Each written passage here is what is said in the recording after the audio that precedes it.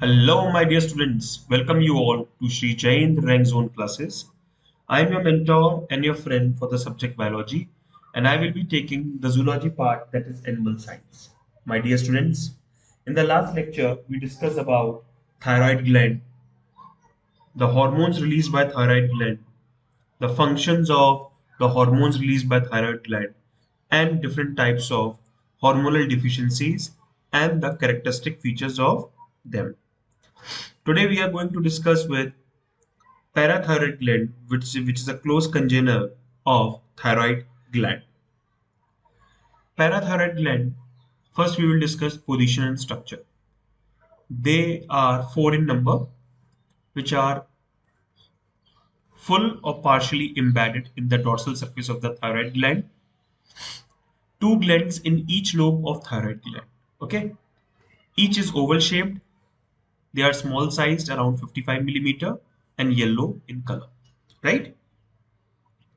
So these parathyroid glands, they are basically studied in the dorsal surface of the thyroid gland. Histologically, a parathyroid gland is formed of masses of polygonal cells arranged in cords. The cells, polygonal in shape, they arrange in cords and they form parathyroid gland. Endocrine cells are of two types. First is the principal or chief cells of parathyroid gland, and the other one are auxophil cells.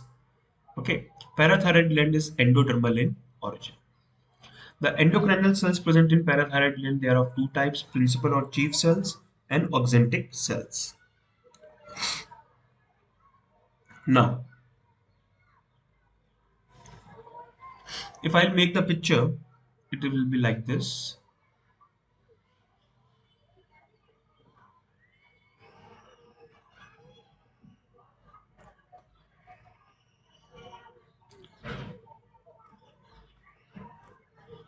So these are four parathyroid glands. Okay.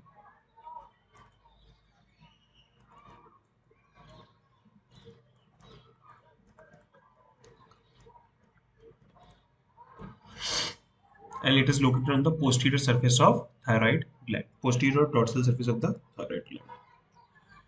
The hormones of parathyroid gland. Active hormones secreted by parathyroids is parathormone.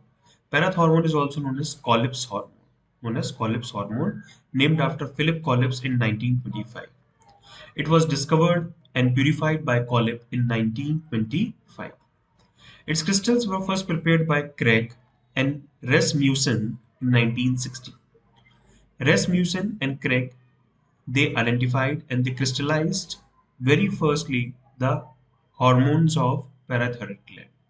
Its molecular structure was worked out by Potts and his associates in 1971. The later is a protein of 84 amino acids. Okay, it is a polypeptide hormone. Polypeptide hormone. Parathyroids are present in all vertebrates except fishes. Except fishes. Its secretion is stimulated by a low level of calcium. Low level of calcium stimulates the secretion of parathormone in blood, then normal level through feedback control. Okay, so the hormones released is parathormone, also known as Collips hormone, discovered by named after Phillips Collip in 1925. Okay, it is a protein of 84 amino acid monomer. It is a polypeptide hormone present in all vertebrates except fishes. Okay, its secretion is stimulated by low levels of calcium in blood, then the normal level through feedback control. This is the location of parathyroid gland. Okay, it works antagonistically to thyrocalcitonin.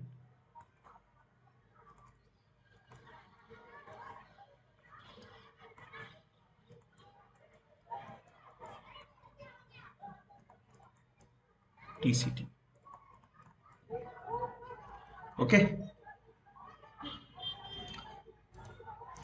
functions of parathormone.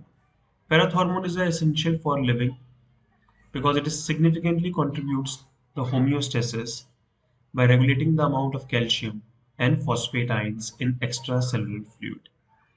Regulation of calcium and phosphate ions in extracellular fluid. Our body requires an optimum calcium level of 10 to 11.5 milligrams per 100 ml. 10 to 11.5 milligrams per 100 ml in extracellular fluid. Total, it requires 1000 to 1120 grams in a 70 kg of milk. Okay, because calcium is a key element in many physiological functions like proper permeability of cell membranes, muscular activities, nerve impulse conduction, heartbeat, blood coagulation, bone formation, fertilization of ova, etc. Calcium is the most abundant in all minerals. Sorry. Sorry.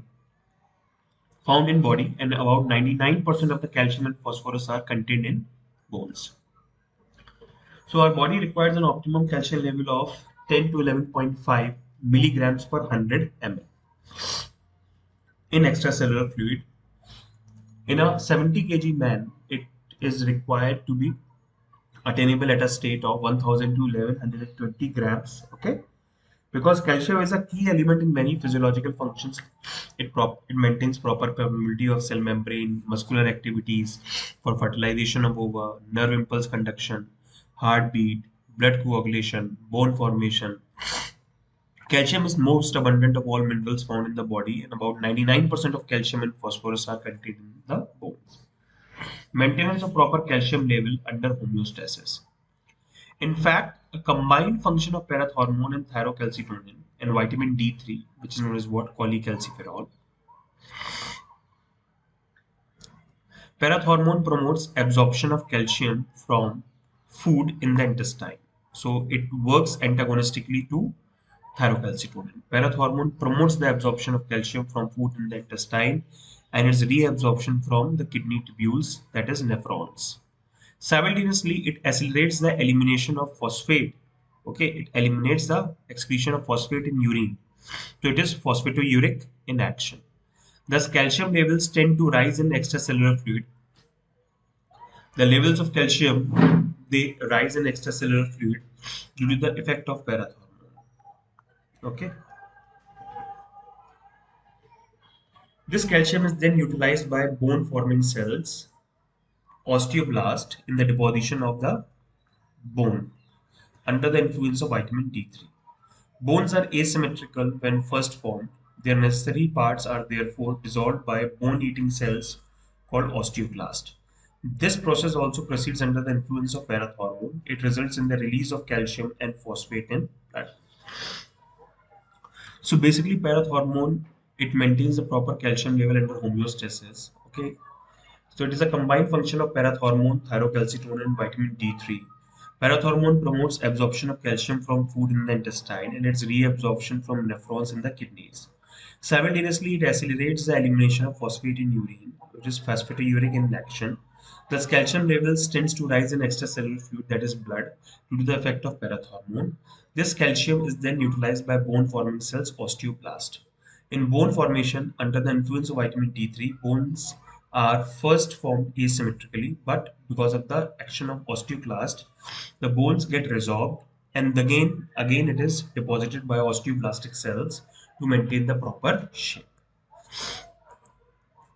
Vitamin D3 is a steroid-based hormone which is first synthesized in an inactive form in skin cells from 7-dehydrocholesterol. Okay, so vitamin D3 is a steroidal hormone which is first synthesized in an inactive form in the skin cells from 7-dehydrocholesterol under the influence of UV rays of sunlight. Skin cells release it in blood. Liver cells take it from blood, change into 25 cholecalciferol. Okay, so 7-dehydroxycholesterol, or under the influence of ultraviolet rays of sunlight, it becomes activated by uptaking by liver. Liver changes this inactive form, that is 7-dehydrocholesterol or 7-dehydroxycholesterol, into 25 hydroxycholecalciferol and release back into blood. Okay, so this is what the inactive vitamin D becomes activated. Okay, so finally, the cells of proximal convoluted tubules of nephrons in the kidneys change this 25 hydroxycholecalciferol into 1,25 dihydroxycholecalciferol under the influence of parathormone. So parathormone basically it converts 25 hydroxycholecalciferol into 1,25 dihydroxycholecalciferol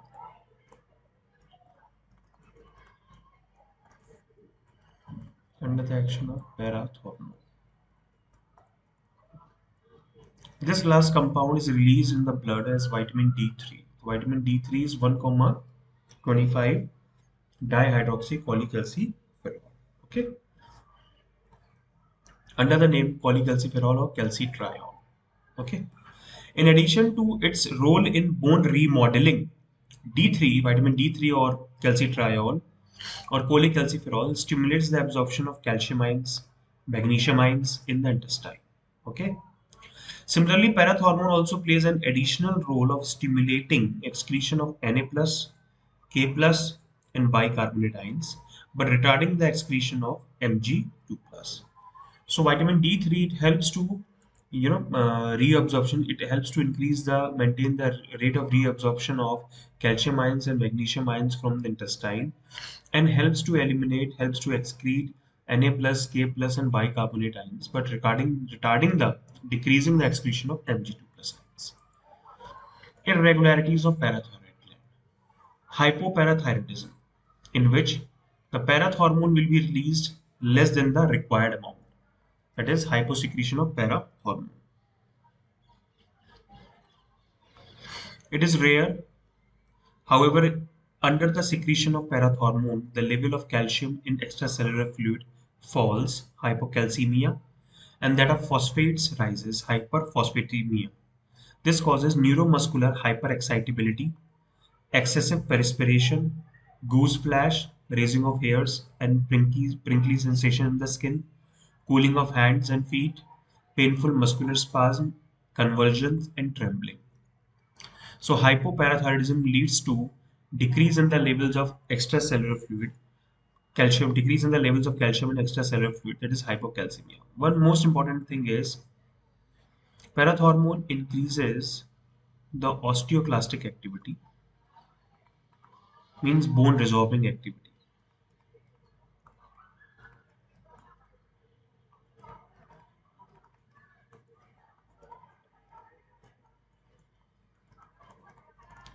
Resorption of bone. Okay. Hypocalcemia, it leads to tetany. So increased levels of phosphates, hyperphosphatemia, and decreased levels of calcium, hypocalcemia. This causes neuromuscular hyperexcitability, excessive perspiration, goose flash, raising of hairs and prickly sensation in skin, cooling of hands and feet, painful muscular spasm, and convulsions and trembling.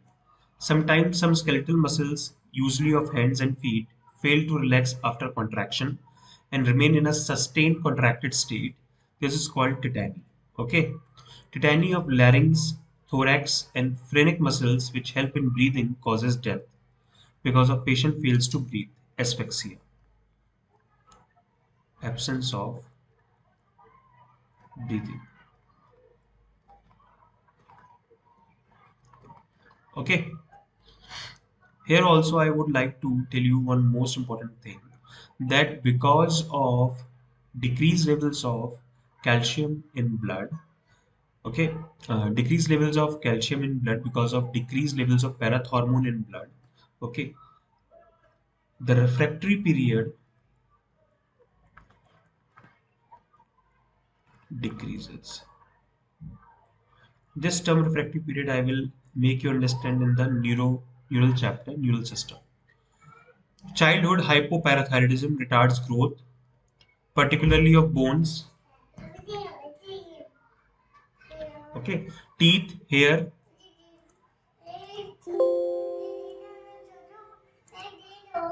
Yeah, I'm so sorry for the inconvenience.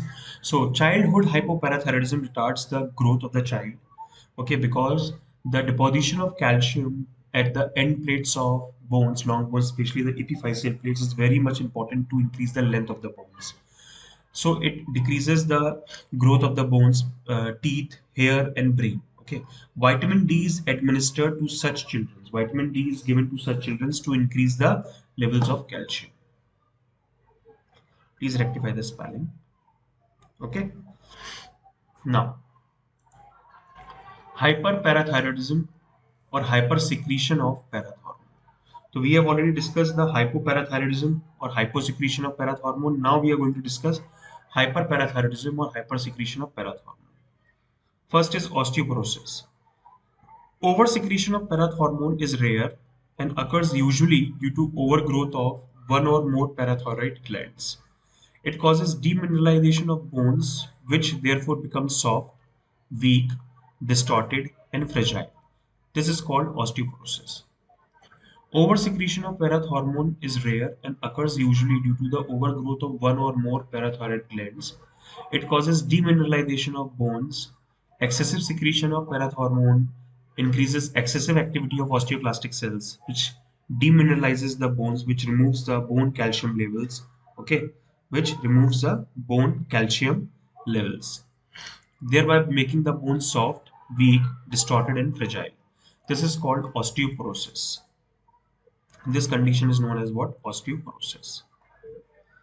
Hypercalcemia.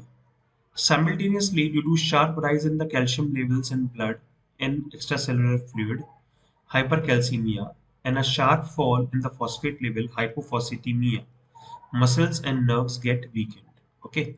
Simultaneously, due to the sharp rise in the calcium level in blood and extracellular fluid, that is hypercalcemia, and sharp fall in phosphate level, that is hypophosphatemia, muscles and nerves get weakened.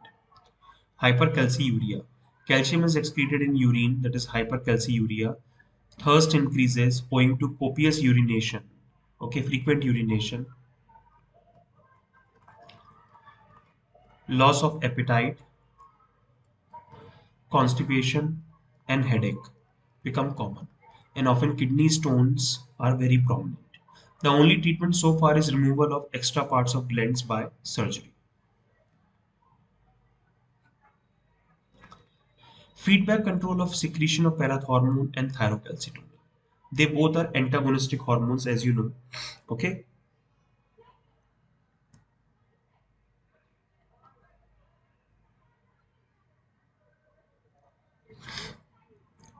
There is an important term, osteitis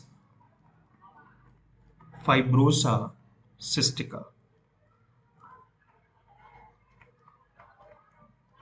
The bony matrix is replaced by fibers.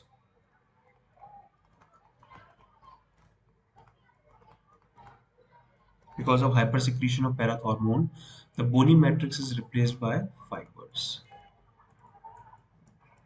Okay. Secretion of these two hormones is continuously regulated by direct negative feedback. Okay, direct negative feedback. High calcium levels, or if calcium levels tends to fall, secretion of parathormone increases, but that of thyrocalcitonin decreases. Contrastively, the secretion of parathormone decreases, and that of thyrocalcitonin increases when calcium levels tend to rise in blood. So both they are antagonistic to each other. Okay. So I will be starting adrenal gland in the next lecture. Till then, bye bye. Take care. Stay safe. Stay healthy.